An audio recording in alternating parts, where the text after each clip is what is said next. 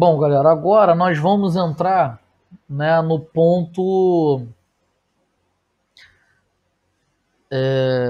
circuitos monofásicos, mas eu fatiei, tá? Primeiro, eu vou apresentar para vocês circuitos resistivos puros, circuitos indutivos puros, aí vamos mesclar resistivo com indutivo, série paralelo. Tá? Depois vamos para capacitivo puro e depois resistivo e capacitivo, série paralelo também, ok? Se der tempo, a gente vai para circuitos RLC, série paralelo, e eu passo mais um trabalho para vocês com base nesses tópicos, tá? Mas eu acho que isso vai ficar para a próxima aula. Tá? Bom, circuito monofásico. Gente, isso aqui é um pouquinho complexo, tá? Um pouquinho difícil. Se por um acaso não entender, me interrompe e pede para voltar, ok? Eu tentei deixar o máximo de animação possível, mas se não ficar claro, me avisa, tá? Bom, antes de falar de circuito resistivo puro, vamos falar um pouco de circuitos de corrente alternada. Tá? Circuitos de corrente alternada é todo sistema que varia o seu valor e varia a sua polaridade também. Tá? Então, determinados diagramas fasoriais nós vamos ver com ângulos negativos. Ok? As centrais elétricas produzem e os consumidores residenciais e industriais consomem essa corrente alternada, né, como nós vimos no tópico anterior. Pois é a corrente utilizada por transformadores que irá compatibilizar com os níveis de tensão para trabalho, né, e ser tanto para indústrias quanto para residências, comércio e residências. Além disso, nas indústrias, principalmente os motores elétricos, são mais utilizados são os de corrente alternada. Né? São mais simples, mais resistentes e menor custo do que comparados com o motor de corrente contínua. Motor de corrente alternada, para manipular ele, o funcionamento dele, é mais simples. Motor de corrente contínua depende de placa eletrônica, então é mais complexo. Não só de capacidade intelectual, né, mas de equipamentos mesmo. Então, um motor de corrente alternada se torna mais prático, mais funcional. Né? É de extrema importância a possibilidade de transformar a energia elétrica. Né? Para a corrente alternada,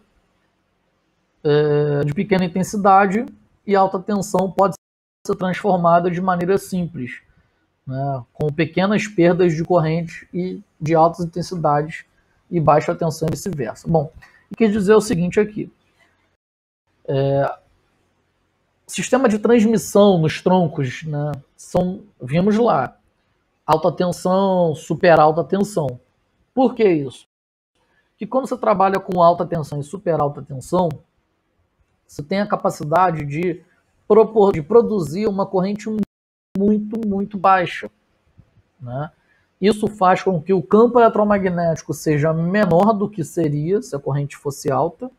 Isso já é um problema, já tem aquelas distâncias das torres, como eu falei para vocês no tópico anterior. Mas a corrente elétrica, se fosse maior, produziria um campo eletromagnético maior ainda. E o diâmetro da tubulação, o diâmetro do condutor teria que ser maior para comportar a passagem, né, a circulação de uma corrente mais elevada. Então, trabalhar em alta tensão e super alta tensão, as perdas se tornam aceitáveis, né, porque você está com uma super alta tensão, então as perdas são consideradas, por isso transmitir em super alta tensão, e a corrente elétrica muito baixa. Né, então, pode trabalhar com cabeamentos menores por conta disso. Dissipação de potência vai ser menor também, coincidentemente. Em corrente alternada, é um processo periódico. Né? Seus valores instantâneos são senoidais, ou seja, a função seno do ângulo formado entre as linhas de indução e os condutores da espira. né, podem ser demonstrados pela seguinte expressão matemática aqui. Ó. Então, a corrente, né, do sinal alternado, né, vai ser com a função seno, tá vendo? Então, a corrente instantânea vai ser o valor máximo da corrente senoidal, ou seja, a corrente de pico dela, vezes multiplicado, né, pela função seno de quem? Da velocidade angular da corrente alternada, né, vezes o tempo, que vai definir, né, que define o valor da corrente naquele instante de tempo. Então, aquela velocidade multiplicada pelo aquele instante de tempo, mais o ângulo de fase em relação à origem do sinal da corrente alternada, né?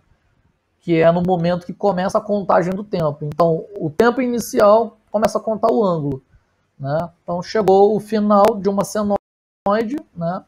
Iniciou 0, 90, 180, 270, 360.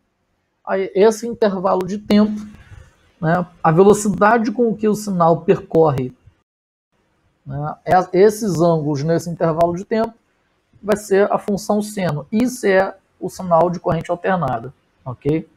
Esses valores instantâneos. Então, uma senoide bonitinha, ela apresenta para a gente essa informação aqui, ó, essa equação, por exemplo. A tensão alternada, ela pode ser obtida, né, através de um terceiro fenômeno, né, do eletromagnetismo, que diz que se um condutor estiver imerso num campo magnético, então você tem um campo magnético, você tem um condutor passando por ele, né, desde que haja um movimento relativo entre eles, entre o condutor e o campo magnético, né, o condutor girando, por exemplo, né, ou para frente e para trás, surgirá em seus terminais uma força eletromotriz induzida, né, de forma bem simplificada, enunciado da lei de Faraday, que é a lei da tensão induzida. Isso aqui nós vimos lá naquele tópico sobre eletromagnetismo, né? Então pode ser visualizado através de um gerador de usina hidrelétrica. Então tá aqui, ó, um gerador, né, uma usina hidrelétrica, movimentando essa roda d'água, ou seja, movimentando o condutor, e um campo magnético polarizado nele. Então ele vai produzir aqui, ó, né, uma onda alternada por conta desse campo eletromagnético variando de acordo com o tempo. Tá? Então, o que seria esse variando de acordo com o tempo? O condutor não está girando aqui, ó, preso nesse eixo.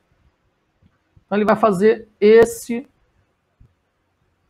né, gráfico aqui, ó, essa relação trigonométrica aqui, ó, né, esse plano, na verdade, né, angular trigonométrico, aonde cada 1/4 de volta é o ângulo reto, tá vendo? 90 graus, 180 graus, 270 graus, voltou uma volta completa a 360 graus. O que isso aqui representa pra gente? Se você cortar o círculo nesse ponto aqui, 0 graus, e jogar esse ponto para o outro lado, né, vai fazer uma senoide completa. Né? Vamos representar aqui, ó. Aqui, ó. O 0 graus estava aqui, ó. Cortou. Aliás, aqui se repete. Estava aqui, ó. Cortou, jogou para o outro lado. Ó. Perdão, aqui, ó. 360 graus. Então, essa volta aqui, ela estava aqui, ó.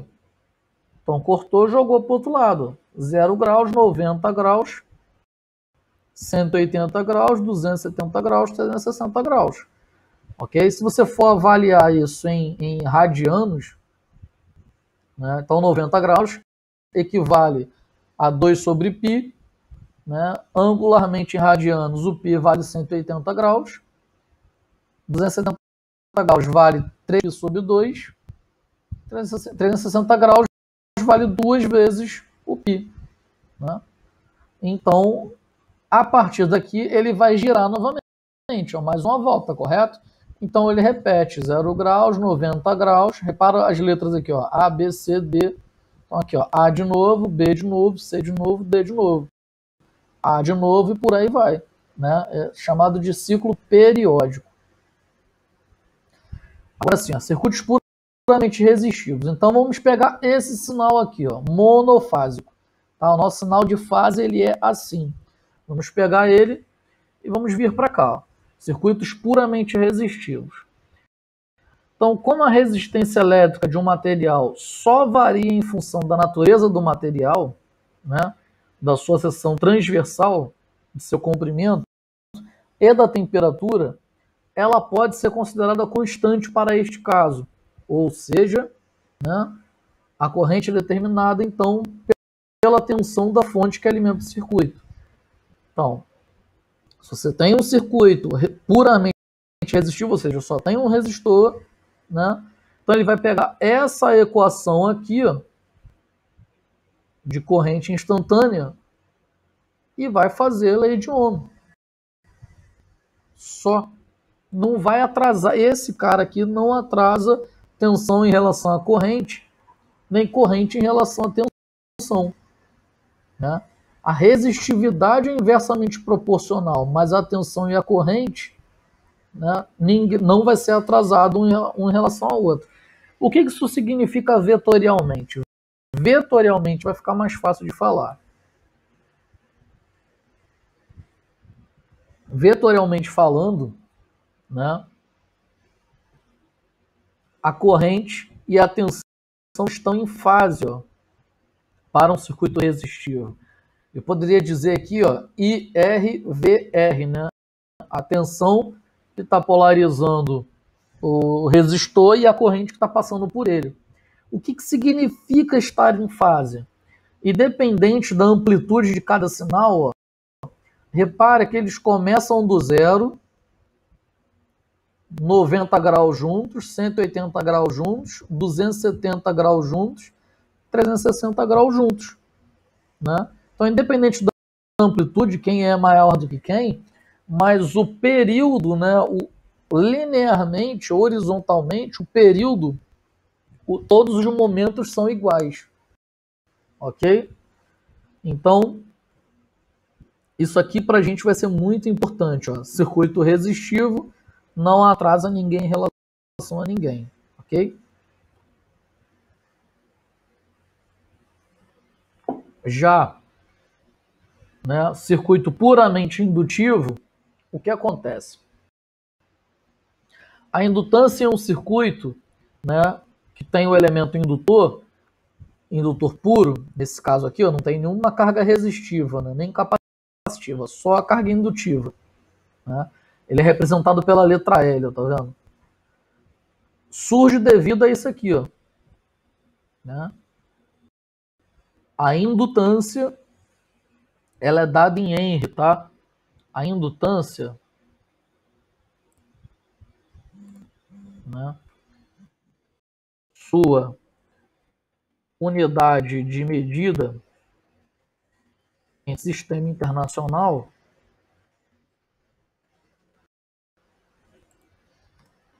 é o Henry. Ou seja, isso significa escrever da seguinte forma.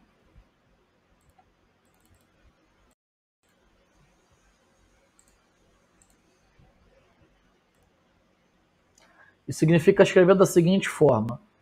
L, que é indutância, é igual a tanto valor Henry, H. Ok? Então esse H aqui, no final, é a unidade de medida Henry. Isso é muito importante para a gente. Então o L é a indutância, né?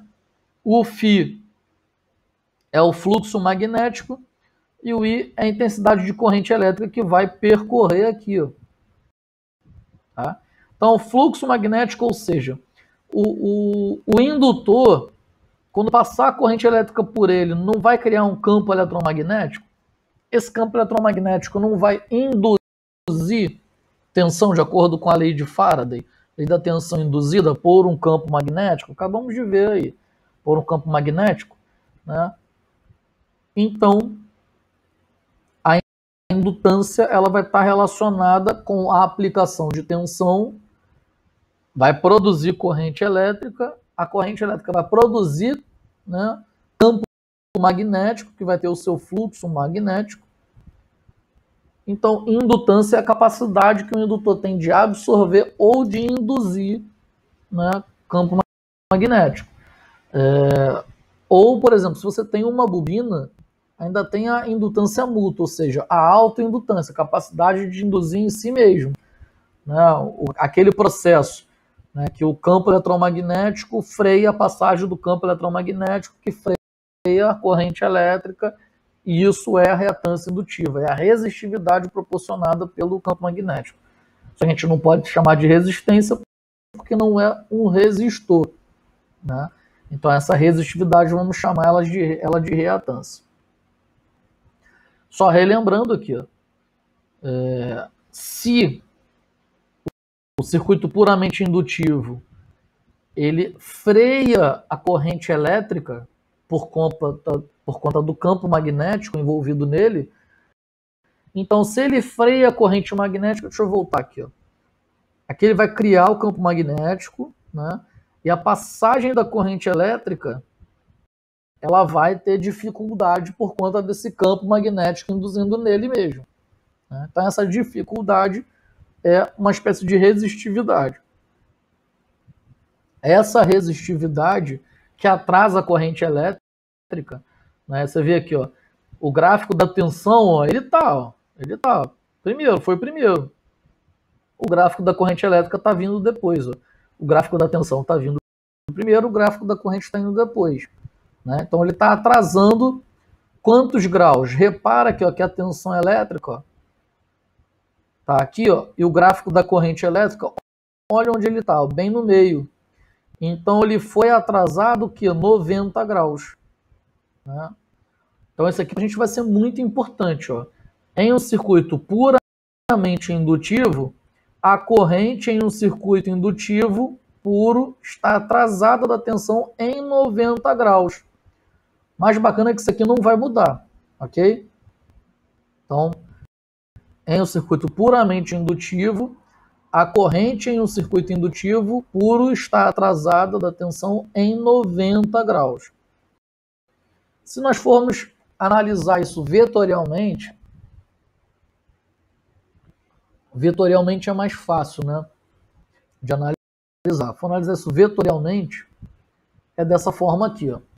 Aplicamos o vetor tensão na bobina, né? L é a letra para indutor, né? A unidade de medida que é o Henry, que é o H. Então aplicamos o vetor tensão, energizamos a bobina, né? Energizou a bobina, ela é uma carga, vai produzir corrente elétrica, correto? Só que atrasada a 90 graus. Só que tem uma questão. Atraso, vetorialmente falando, não é igual ao relógio de ponteiro, tá? Atraso, vetorialmente falando, fasorialmente falando, né, ele é sentido horário. Então nós teremos que anotar o vetor corrente que passa pelo indutor em sentido horário 90 graus, o ângulo reto. Ok? Vou voltar aqui. Ao aplicar tensão no indutor, ele vai atrasar a corrente elétrica.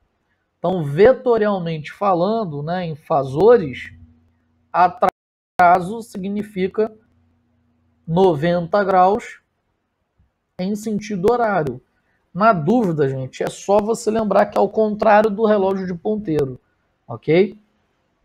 Então, aqui seria ângulo reto, atraso de 90 graus desse ângulo reto, perfeito? Então, relembrando aqui, ó, corrente, eu vou falar isso várias vezes. Não, circuito indutivo. Indutivo.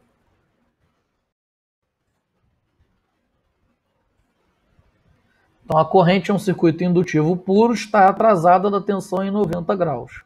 Tá?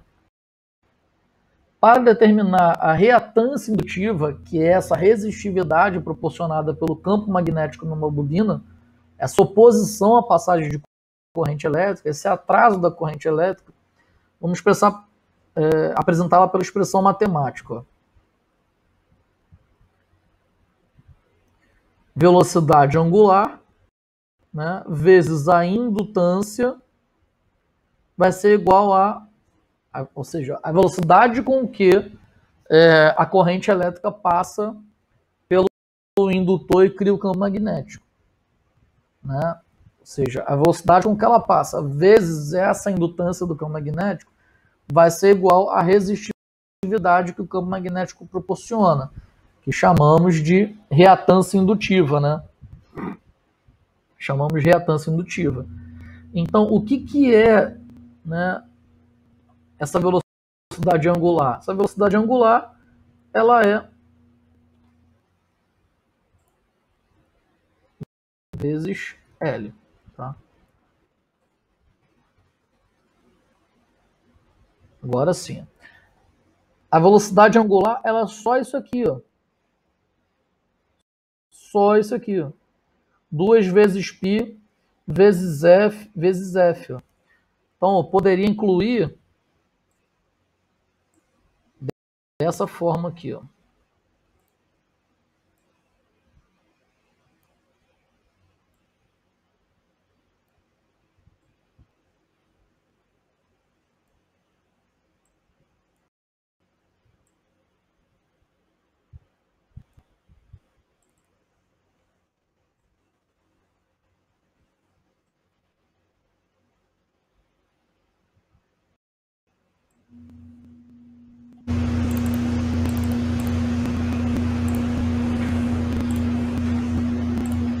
Então, isso tudo aqui vai ser a nossa velocidade angular. Né? 2 vezes π, onde π vale 3,14, vezes f, a frequência, né, se for da rede elétrica, é 60 Hz, né, aqui no Brasil. E esse valor aqui para π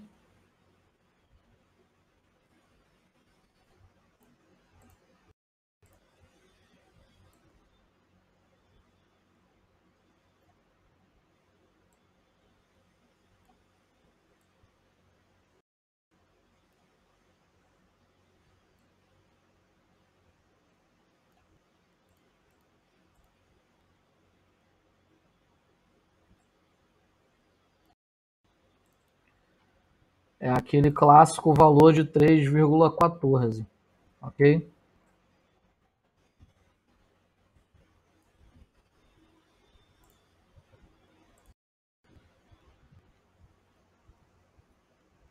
Então tá aqui, pi 3,14, ou seja, 2 vezes π, ou seja, 6,28 vezes a frequência da rede, 60 Hz, se algum estudo de caso não der um valor de frequência diferente, vezes o valor de indutância daquela bobina. Né? Que isso pode ser medido ou pode simplesmente ser indicado. Tá? A unidade de medida de reatância indutiva é o ohm, por se tratar de uma resistividade. Todo fenômeno resistivo ele é dado em ohm. Ok? Então, todo fenômeno resistivo que não seja proporcionado pelo resistor, nós não podemos chamar de resistência. Temos que chamar de reatância. Neste caso aqui, é representado pela letra X, a reatância. Então, neste caso aqui, reatância indutiva, ok? E a reatância indutiva é a oposição que a corrente alternada, né, encontra ao passar por esse indutor, por conta exatamente do campo magnético.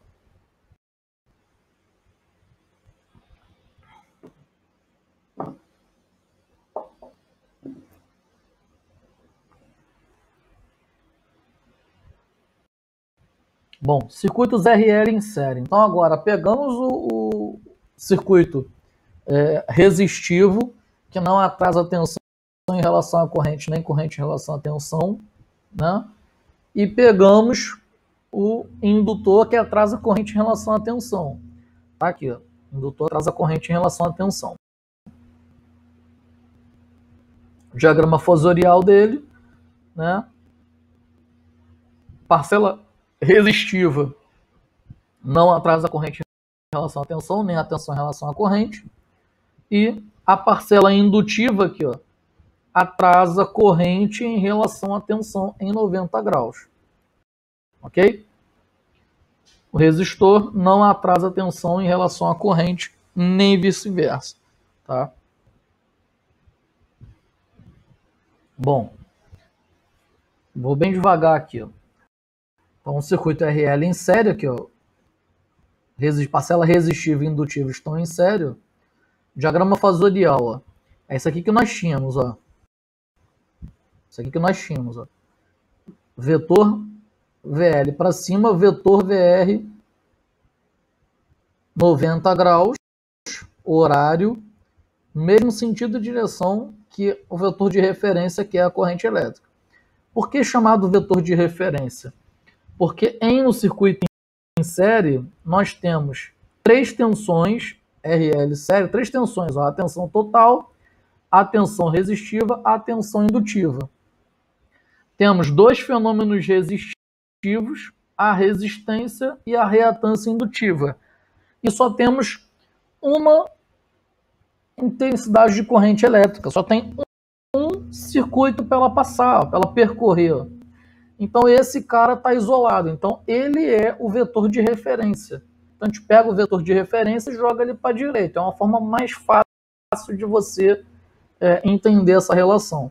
Você pode botar o vetor corrente elétrica para cima, para baixo, tanto faz. E andar com os outros, né, conforme essa orientação. Mas para não se perder, coloca o vetor de orientação, ou seja, quem está sozinho, sempre para a direita. Aí colocou ele para a direita, o vetor que está sozinho, ó, a corrente total, ó, do circuito está para a direita. O que a parcela resistiva fala para a gente? Ela fala para a gente que não atrasa nem tensão em relação à corrente, nem corrente em relação à tensão. Logo, eles vão ficar aqui, ó, em fase, né, corrente, tensão, corrente, tensão, ok? A parcela indutiva afirma para a gente aqui, ó, que ele está adiantado em relação à corrente, né? Como assim? Se você diz, ó, que a corrente está atrasada em relação à tensão VL, é a mesma coisa que você falar que a tensão VL está adiantada em relação à corrente nos mesmos 90 graus, né? Se esse termo aqui, ó, I, está atrasado, né, 90 graus do vetor VL, é a mesma coisa de dizer que o vetor VL está adiantado do vetor I, nos mesmos 90 graus, ok? Quero adiantar, anti-horário. Quero atrasar, horário. Perfeito? Bom, agora acabou a física, né? Agora volta a matemática. Como assim volta a matemática?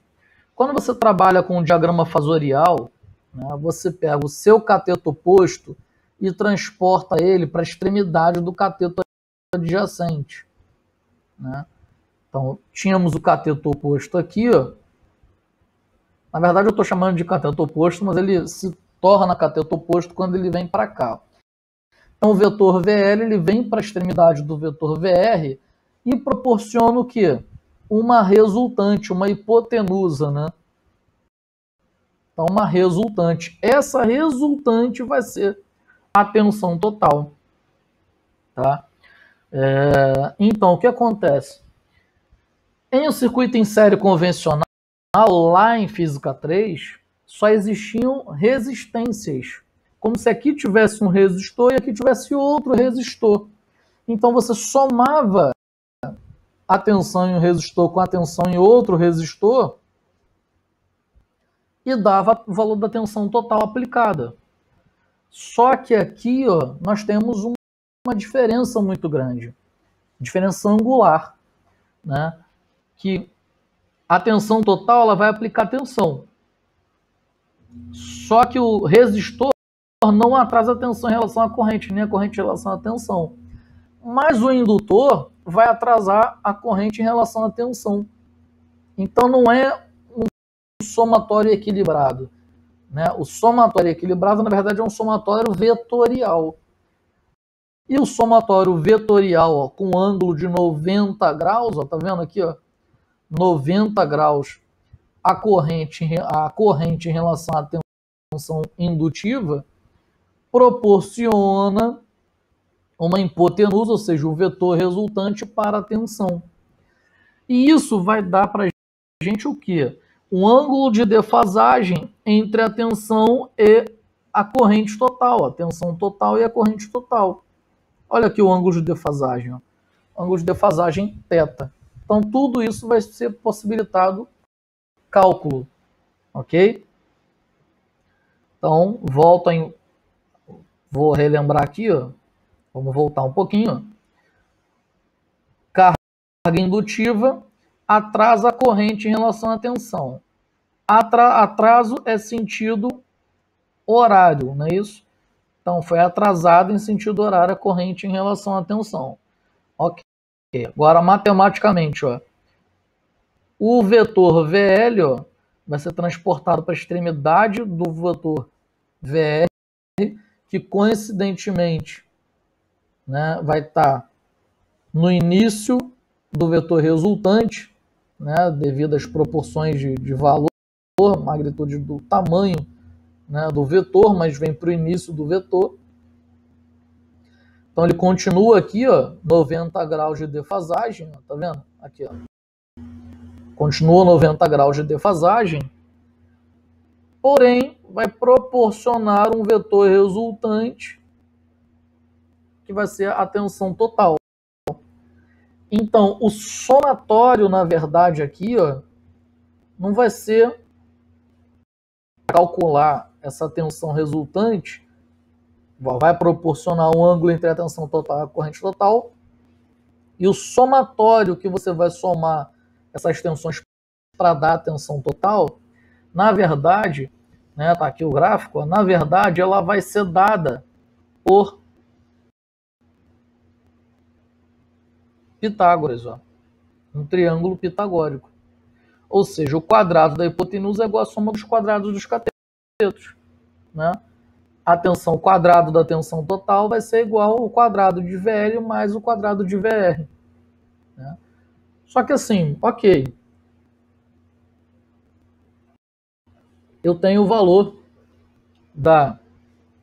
Eu quero saber o valor da tensão total, mas eu não tenho o valor da tensão resistiva nem da tensão indutiva. Então a gente utiliza da lei de Ohm, né? Que pega a corrente total num circuito em série, que é uma só, vezes a carga resistiva.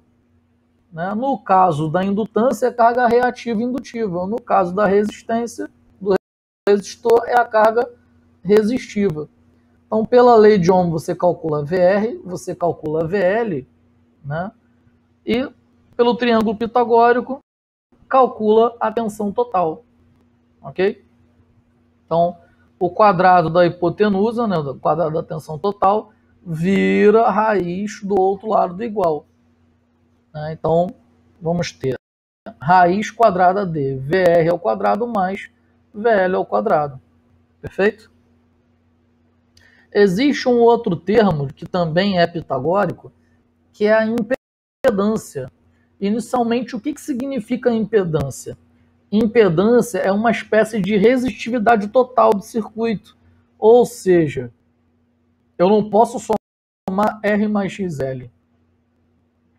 Que como o indutor atrasa a corrente em relação à tensão em 90 graus, e como o resistor não atrasa ninguém, nem a tensão em relação à corrente, nem a corrente em relação à tensão, então também é uma soma pitagórica, né?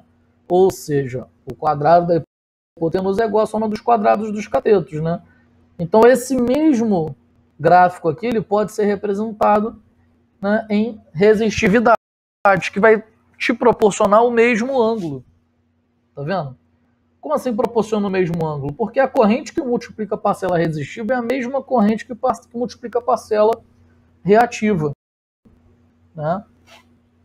Então, ou seja, aqui, ó, Z vai ser igual a raiz de R ao quadrado mais XL ao quadrado. Perfeito? Então, para a gente, o que falta aqui calcular? Só falta o ângulo de defasagem entre a tensão total e a corrente total do circuito, né?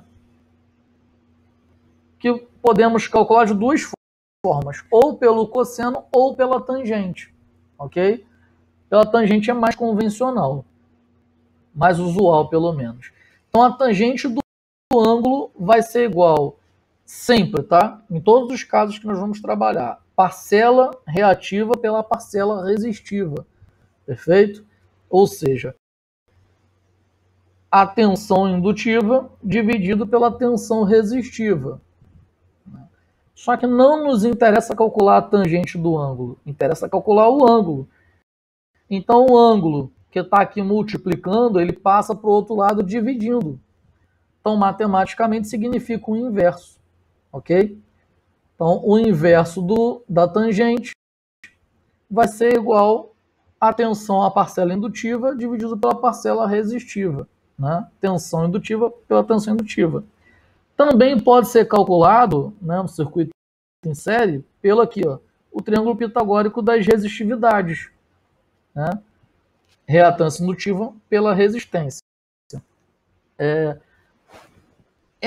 Esse inverso da tangente aqui, ele nada mais é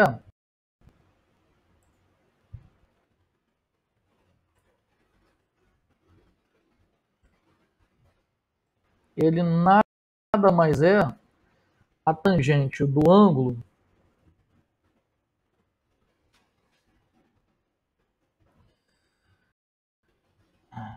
inverso da tangente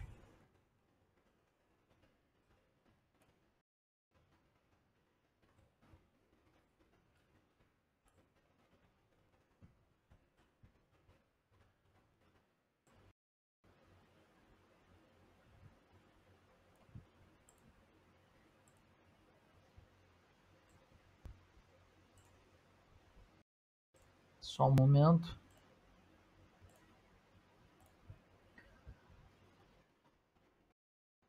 Ele é igual ao famoso arco da tangente. Tá?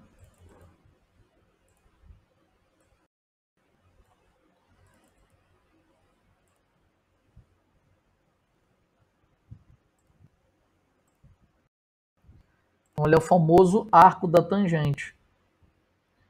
Então, quando você faz as relações trigonométricas, quando você vê o arco da tangente, é essa relação matemática aqui, ó, né? Que é a mesma coisa, ó. 1 que divide tangente é igual ao arco da tangente, matematicamente, ó, tá vendo aqui, ó? A tangente está multiplicando o ângulo, então ela passa para o outro lado dividindo. Ó. Dividindo ela é assim, ó. 1 sobre, como se tivesse 1 vezes tangente, passa para o outro lado dividindo, então 1 sobre a tangente. Matematicamente, isso aqui, ó, 1 sobre a tangente é igual ao inverso da tangente, que pelas relações trigonométricas significa o arco da tangente. E esse tangente menos 1 elevado a menos 1 aqui, ó, é que na sua calculadora científica você consegue encontrar. Quando você coloca, deixa eu ligar ela aqui. Quando você coloca aqui, ó, você procura tangente, ó, você vai achar aqui em cima dela, ó, tangente elevado a menos 1, o inverso da tangente. Como é que você acessa ela? Shift, tangente, shift, tangente. Aí você vai encontrar o valor da tangente, ok? Então você vai fazer shift tangente, abre parênteses, ou seja, entre parênteses você vai colocar o valor do VL sobre VR, ou XL sobre R, ok? A gente simula um caso aqui, lá nos exercícios.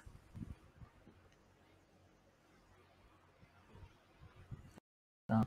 Circuitos paralelo. O circuito RL paralelo, a forma de diagrama fasorial continua a informação de que o resistor não atrasa a tensão em relação à corrente, nem corrente em relação à tensão. E que o indutor atrasa a corrente em relação à tensão em 90 graus, ok? Então temos aqui, ó, tensão total, né? tensão resistiva, tensão indutiva. Em um circuito paralelo, né, o que acontece? A tensão não está de ponto a ponto aqui, ó. Deste ponto aqui embaixo para este ponto, existe alguma carga? Não. Né? Desse ponto até esse ponto, existe alguma carga? Não, só um condutor. Bem como aqui em cima, ó, deste ponto a este ponto. Tem nenhuma carga, apenas condutor. Desse ponto a esse ponto também não tem nenhuma carga, apenas condutor. Ou seja, a tensão nesses pontos aqui, ó, da tensão total do gerador, vai ser igual à tensão em cima da parcela resistiva, que vai ser igual à tensão em cima da parcela indutiva. Ou seja, a tensão vai ser o mesmo valor. Se a tensão total do gerador for 127 volts, vai ser VR 127 volts, VL 127 volts também. O diagrama fasorial continua aqui, ó. Tá? A parcela resistiva, mesmo sentido de direção da parcela indutiva. Só que o que acontece? Vamos lá. Quem é a parcela que é o mesmo valor, que está sozinho aqui? Ó? A parcela resistiva, você tem dois, ó. RXL. A parcela de corrente elétrica, né?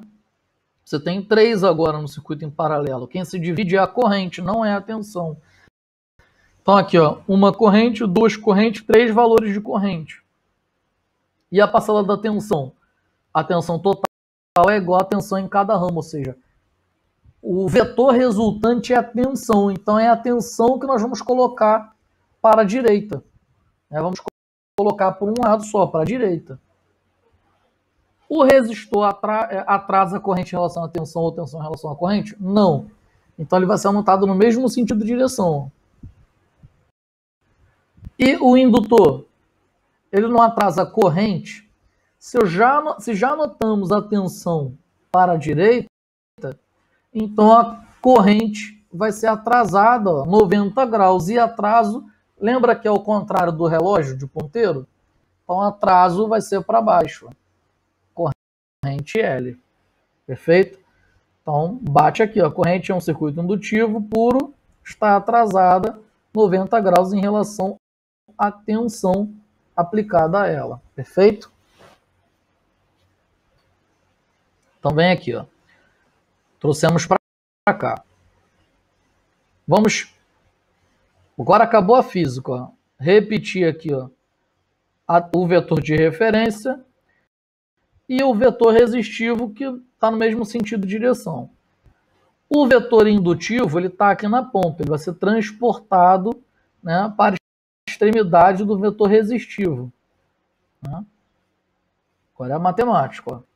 Transportado para a extremidade do vetor resistivo e vai produzir um vetor resultante, que é a parcela da corrente total. Né? O somatório das parcelas resistivas e indutivas. Somatório vetorial.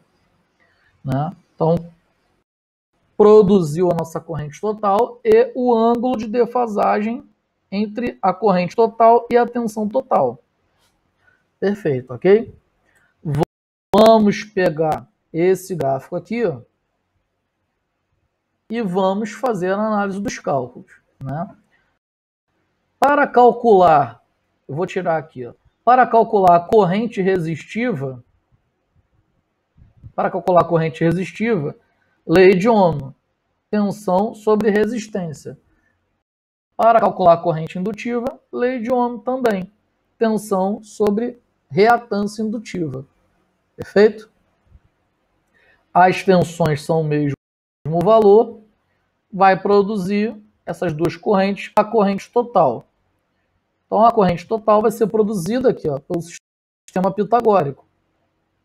Então, o quadrado da corrente total vai ser igual ao quadrado da resistência somado ao quadrado da corrente indutiva. A parcela resistiva, né, e a parcela indutiva. Isso significa que raiz né, dos quadrados dos catetos. A impedância, ela... Agora é o seguinte, nós temos a tensão total. Olha como é que fica mais fácil. Ó. O valor é o mesmo para todo mundo. Calculamos a corrente total. Podemos, desculpa, chegar nesse ponto aqui, ó, da impedância e calcular o Z. Tensão total pela lei de Ohm, dividido pela corrente total. Né? Então, a resistividade total do circuito, pego a tensão total e divido pela corrente total. Como a corrente total já foi calculada com base nos ramos e a tensão é a mesma, então você calcula dessa forma aqui. Ou de uma outra forma muito maior, tá? Mas essa forma simplificada vai dar sempre o mesmo resultado. E o nosso ângulo de defasagem entre a tensão total e a corrente total aqui. Ó. Repara que ele está como negativo. Por que ele está como negativo? Que quem manda na equação está em cima. E quem manda não atrasa. A corrente não atrasa. Aqui, ó. A corrente indutiva não atrasa 90 graus em relação à tensão, então vem com sinal de negativo. Por quê? Porque o ângulo aqui, ó, vai ser negativo. Né, no nosso diagrama fasorial. Se formos dividir em quatro quadrantes, esse aqui é o quarto quadrante. Ó, o primeiro quadrante, segundo quadrante, terceiro quadrante, quarto quadrante. Ó. Ele vai ser ângulo negativo. Ok? Não queremos calcular a tangente do ângulo, queremos calcular o ângulo. Então, vira o inverso da tangente de menos a parcela indutiva sobre a parcela resistiva. Ok? Aqui é VR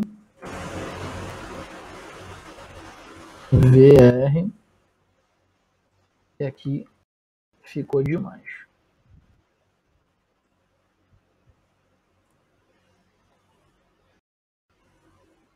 Ok? Então, dessa forma, nós temos também a nossa parcela, nosso circuito RL paralelo, ok? O foco, circuito resistivo não atrasa ninguém em relação a ninguém, circuito indutivo atrasa a corrente em relação à tensão. Em um circuito série, né, quem se divide, vamos voltar aqui, já que está recapitulando. Em um circuito em série, quem se divide é a tensão, a corrente é a mesma. Em um circuito em paralelo, quem se divide é a tensão, a corrente é uma só. Em um circuito em paralelo, quem se divide é a corrente e a tensão, que é uma só. Então, o cálculo para a corrente no circuito em paralelo vai dividir a corrente e a tensão é uma só. Ok? Então, antes da gente fazer a pausa para interromper a gravação, deixa eu pular para os exercícios de circuitos resistivos e indutivos, ok? Que aí eu pauso a gravação na parcela indutiva. E depois a gente só faz a parcela resistiva. Então vamos lá. Circuito indutivo puro. Ó. 1 Henry, que é a unidade de medida, é a quantidade de indutância que permite a indução de 1 volt quando a corrente varia na razão de 1 ampere por segundo. Né? Então essa é a unidade de medida, o Henry. Essa é a definição de Henry. Definição de livro de física, né? De eletricidade 3. Na prática, questão 2. Um elemento de circuito apresenta mais de uma característica simultaneamente. Entretanto, uma delas pode predominar. Qual é o elemento de circuito que possui como característica principal a capacidade de armazenar energia num campo magnético? Então, quem armazena campo elétrico? Capacitor. Quem armazena campo campo eletromagnético indutor puro. Ok? Questão 3. Ao fornecer energia elétrica a um indutor puro, este irá armazenar energia por meio de um campo magnético. A questão 2 ajuda a fazer a questão 3. Questão 4.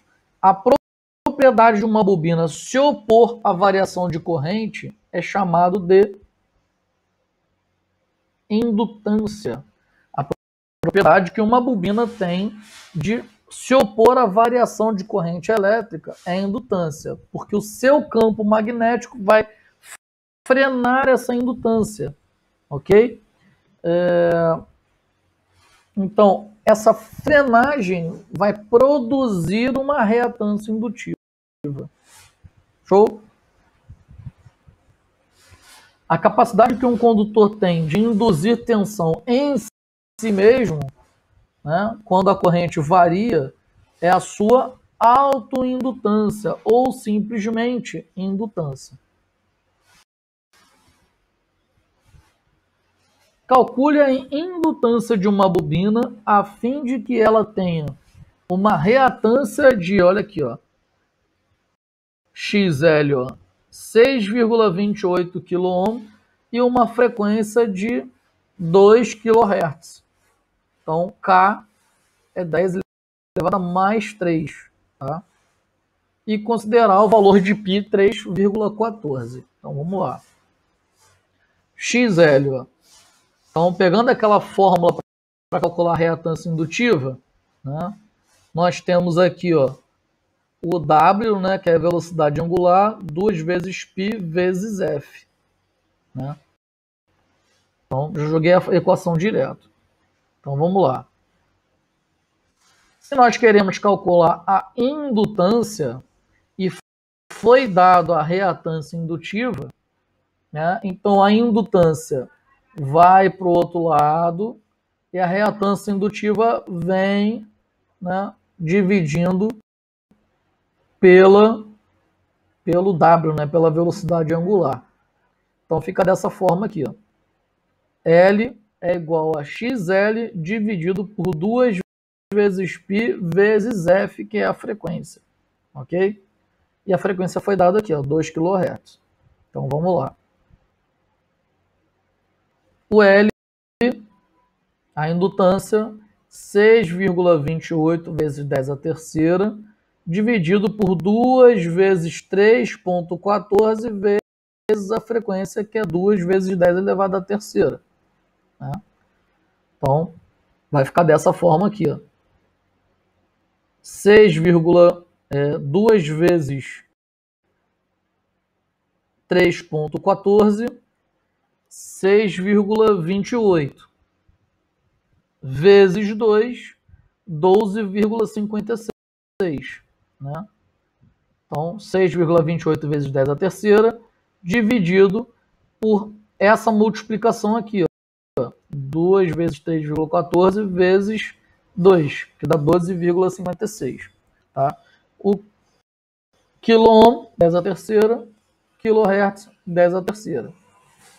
Então, esse 10 a terceira aqui, ó, vezes 10 a terceira, ele está aqui, ó, dividindo, correto? Então, ele vai passar por o outro lado do igual, multiplicando, e vai inverter o sinal do expoente. Então, 6,28 dividido por 12,56 dá 0,5. Né? E 10 elevado a mais 3 vezes 10 elevado a menos 3, ó, que estava aqui multiplicando, subiu dividindo, vai virar 10 elevado a 0. Sendo que 10 elevado a 0 vezes vai dar 1, 1 vezes 0,5, 0,5. Ok? Só que 0,5 Henry você não encontra aqui nos resultados.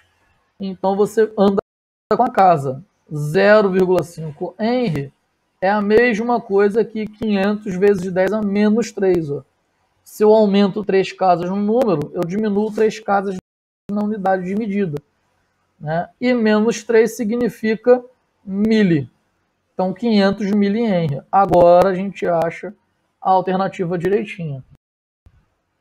Ok, galera? Beleza? Vamos para a próxima questão. Se tiver alguma dúvida, chama na voz que eu volto.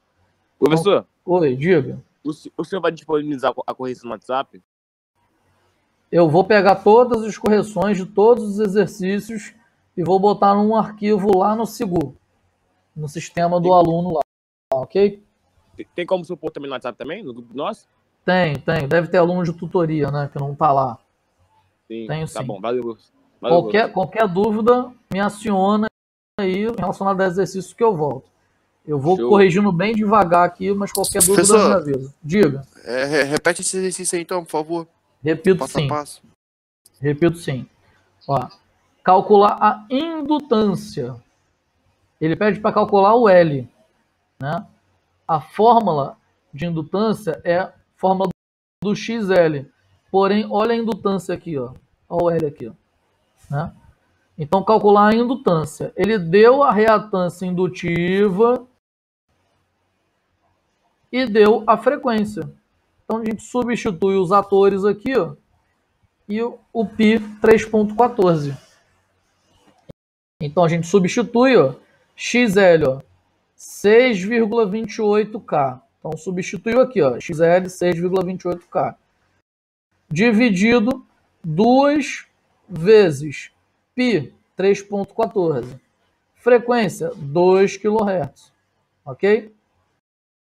Aí agora, 2 vezes 3.14, 6,28. Vezes o 2 aqui, ó, 12,56. Cheguei nem a trabalhar com a potência de 10. Agora a gente trabalha com a potência de 10.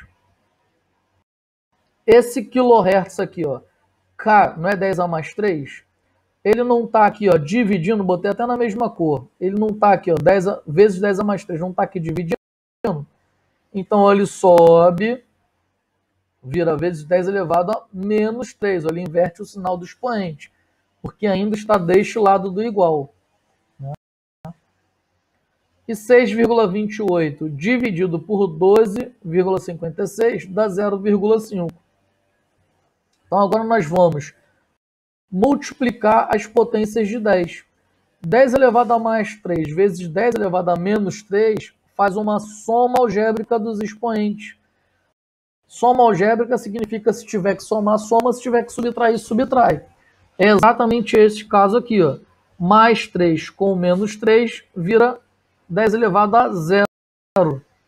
Sendo que 10 elevado a 0 significa 1. 1 vezes 0,5 dá 0,5 mesmo. Ok?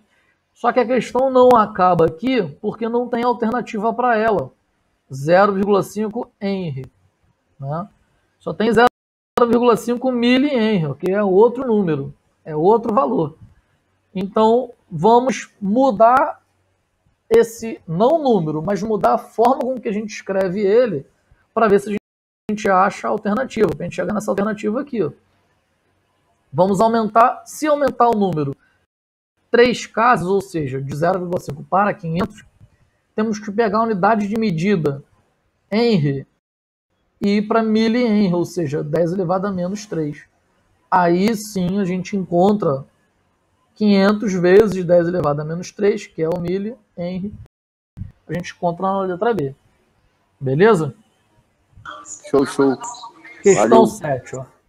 No diagrama de fasores abaixo, podemos concluir que o vetor A ele está atrasado em relação ao vetor B, correto? Então é a mesma coisa falar que o vetor A está atrasado em relação a B ou o vetor B está adiantado em relação ao vetor A. Né? VB está letra B, adiante do vetor A. VB está adiante do vetor A. Não, quem me mandou trabalho aqui foi outro grupo. Aluno de outro grupo. Então, VB está adiante. Não, desculpa. O trabalho é até quando, professor? Data de entrega? Tá, mas vamos chegar lá.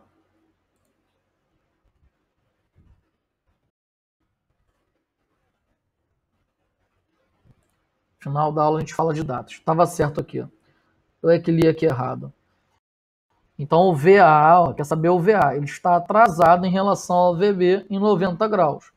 Que é a mesma coisa de falar que o VB está adiantado de VA em 90 graus também. Ok?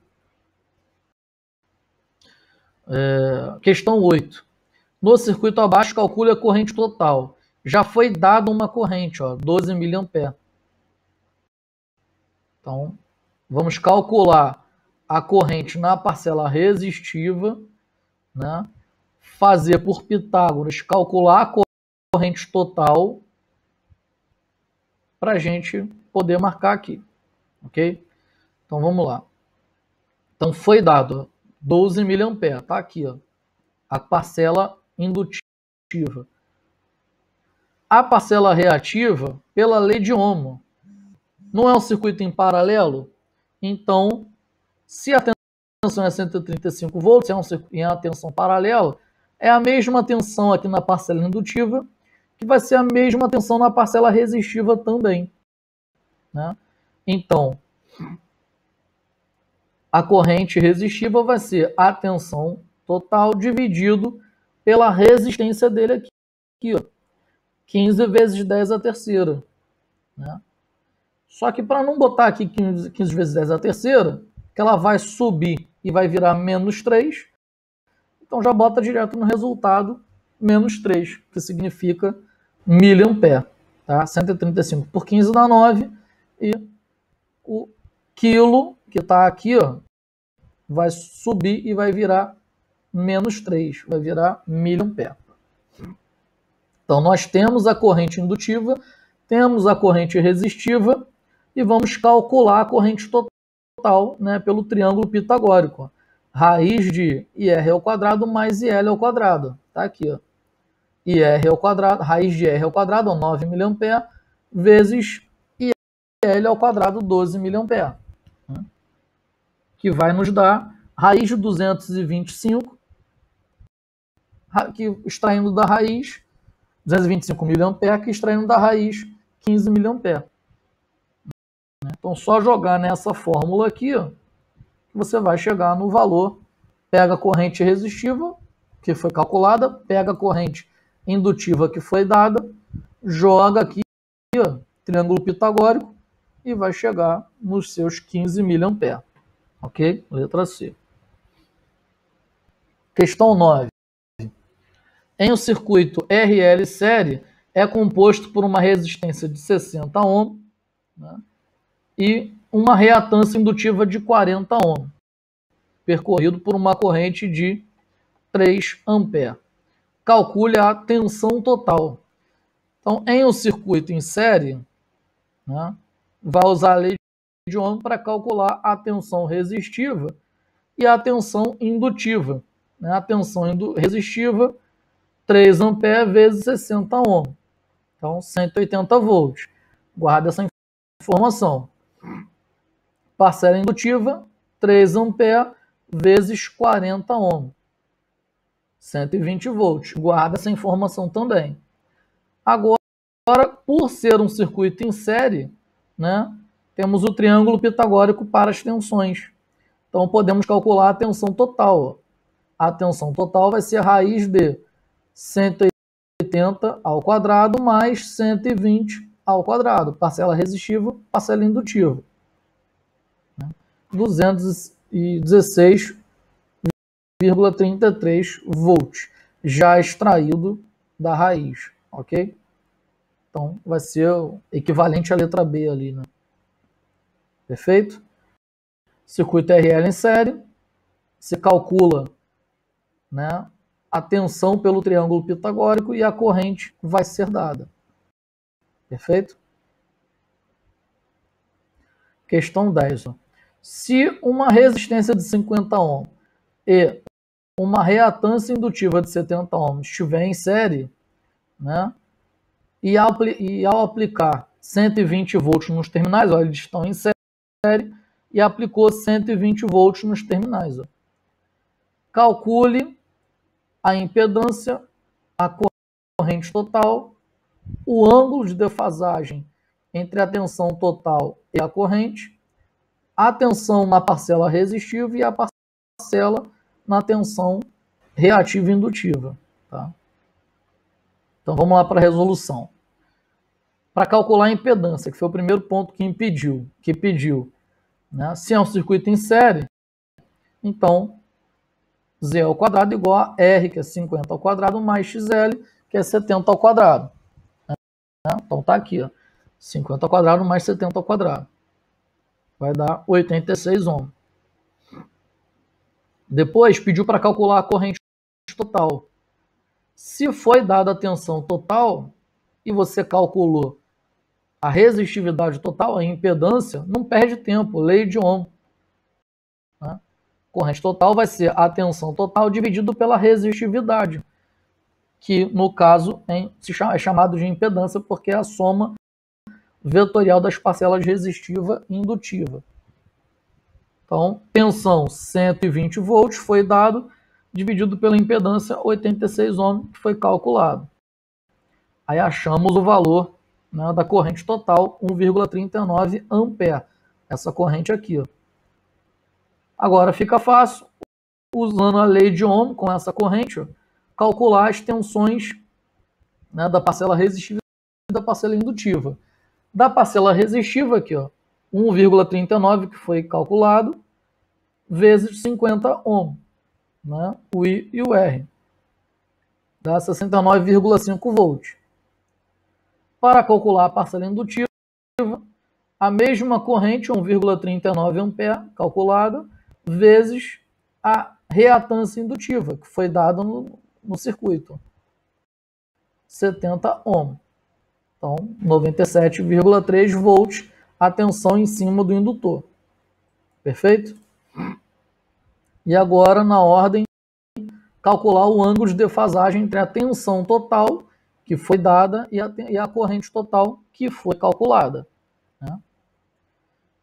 Então, o ângulo vai ser igual ao inverso da tangente de VL, foi dado, sobre VR, foi calculado, sobre VR, foi calculado. Então, tá lá.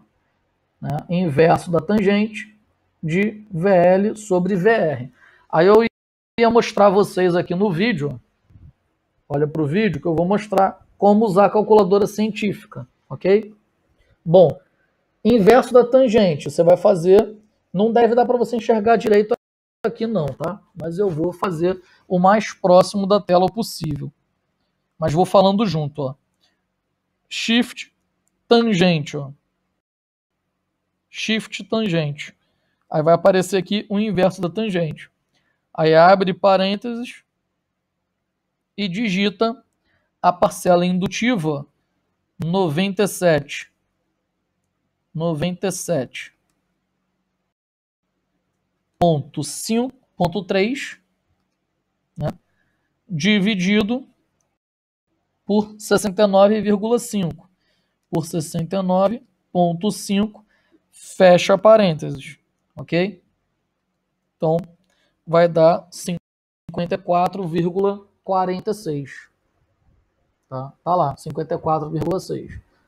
Então, a primeira coisa que você faz, Shift tangente, abre parênteses e coloca a fórmula de VL menos VR, já com os valores que foi encontrado, 97,3 dividido por 69,5. Ok? É assim que se usa a calculadora científica para calcular, né, o inverso da tangente. Na verdade, para calcular o ângulo, né, de defasagem entre a tensão e a corrente total. Então, dessa forma, né, pegando os valores, ó, a tensão total 120 volts, a tensão vai ficar 97,3, a tensão resistiva 69,5, que foi calculado, a corrente total foi calculada neste caso, e o ângulo entre a tensão total e a corrente total foi o último a ser calculado. Então, aqui está o triângulo pitagórico, ó, com todos os valores, né, necessários para um circuito RL série, com base, né, no estudo de caso apresentado aqui. Ok? Vamos agora para um exercício em paralelo. Ah, não deixei esse paralelo. RL paralelo, deixei só em série. Paralelo foi calculado em antes. Tá? Então aqui, galera, eu vou encerrar o vídeo mais uma vez para fazer um teste, se vai ficar em menor tamanho. A gente faz aquele intervalo que eu tinha comentado agora, né, de uns 10 minutinhos, e eu abro o vídeo gravando para a gente fazer uns 15 minutinhos, né, que a gente tinha combinado. Eu abro o vídeo, aí dá tempo para todo mundo ir beber água, no banheiro a gente volta, e eu faço o vídeo gravando a última etapa agora, beleza? Até daqui a pouco. Eu vou deixar online direto aqui.